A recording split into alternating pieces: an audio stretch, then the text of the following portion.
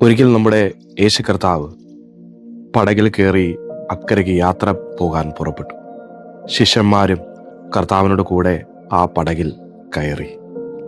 അവർ യാത്ര കുറച്ച് മുമ്പോട്ട് പോയപ്പോൾ യേശു കർത്താവ് ഈ പടകിന്റെ ഒരമരത്ത് തലകണ വെച്ച് കിടന്നു ഉറങ്ങി.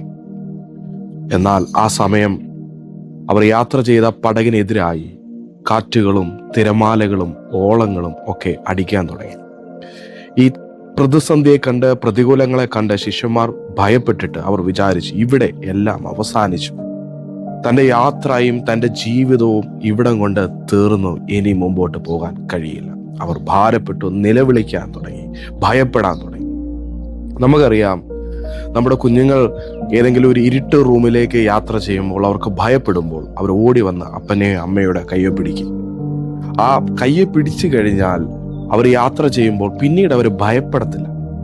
ഇരുട്ട് മാറിയിട്ടില്ല, പക്ഷെ ഒരൊറ്റ വ്യത്യാസമുണ്ട്, അപ്പനോ അമ്മയോ അവരുടെ കൂടെ ഉണ്ടെന്നുള്ള ആ ധൈര്യം അവരെ മുമ്പോട്ട് യാത്ര ചെയ്യും. ഇവിടെ നോക്കിക്കേ, പ്രതികൂലമാണ് നിൽക്കുന്നത്, പക്ഷേ അവർ നമ്മുടെ സൃഷ്ടാവായ, നമ്മുടെ വീണ്ടെടുപ്പുകാരനായ, നമ്മുടെ രക്ഷകനായ അപ്പൻ അവരുടെ കൂടെ ആ തോണിയിലുണ്ട് എന്നുള്ളൊരു കാര്യം അവർക്ക് കാണാൻ, അവർക്കത് മനസ്സിലാക്കാൻ കഴിയാതെ അവർ ഭയപ്പെടുകയാണ്.